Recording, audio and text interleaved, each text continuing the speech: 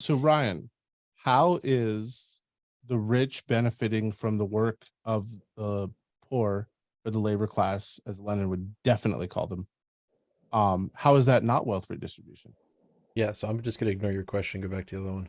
Um, when it comes, I mean, democracy was mentioned earlier in this, right? Democratization.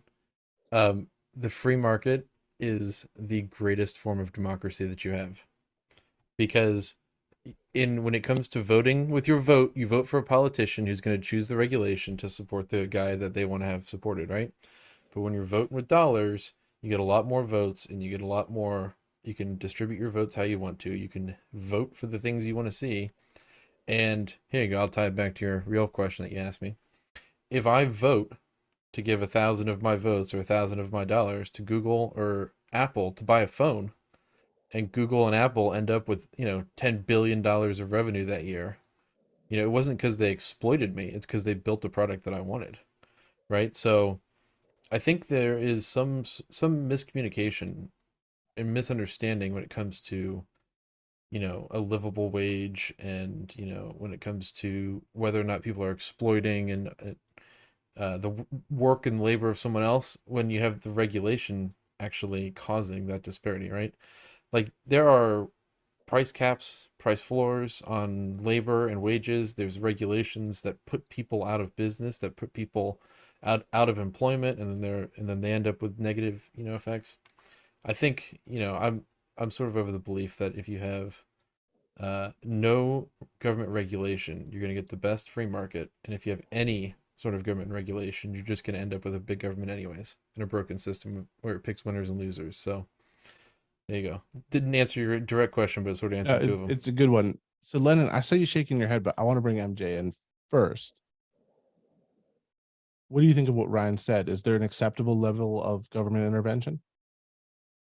Yes, I can definitely agree with that. I think the role of the government in terms of the market should be as a referee and not a player, as Elon Musk puts it. I know you don't like particularly love that guy, but I like Elon. I don't love him. I like him. I yeah, don't believe in heroes or deities or whatever. But yeah. hey, And he's I better struggle with than this a George lot. Soros. Yeah, exactly. But I struggle with this a lot because I have like this same idea that, formulas can be racist and variables can be racist because, there can be prejudice in algorithms, so you can have a perfect system, but not realize that the prejudice until, after you evaluate them. So there's always going to be exploitation in the market, maybe not like Ryan was saying here, but in other countries where products are being made, or in order to get that kind of money, some exploitation has to go on. You can't make billions of dollars without exploitation. That's not possible. That's in my opinion. But I don't agree, but I want to hear Lennon's take on that.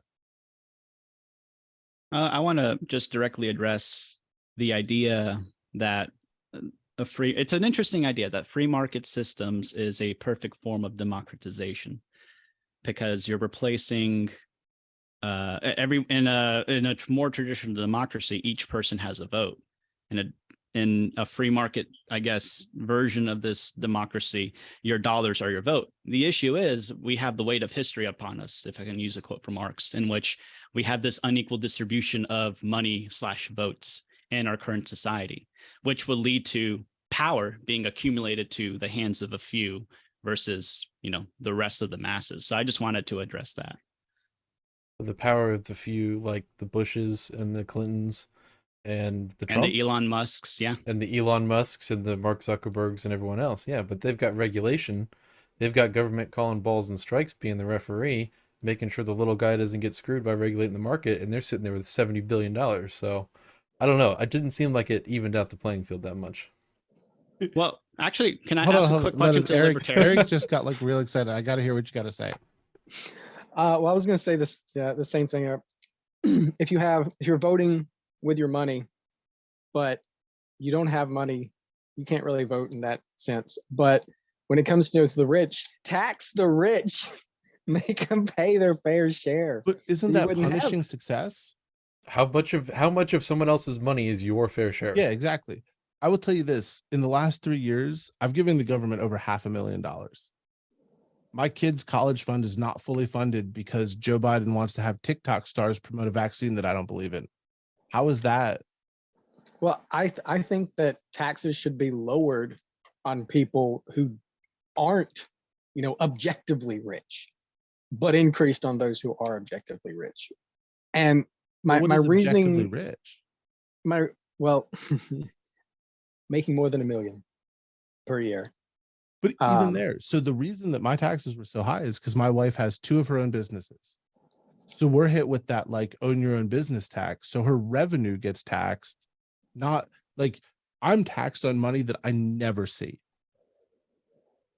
And my property taxes just went up 65% so that some idiot billionaire can build a tennis court or something in Charlotte. I mean, it's crazy. When you open these floodgates, the flood comes through.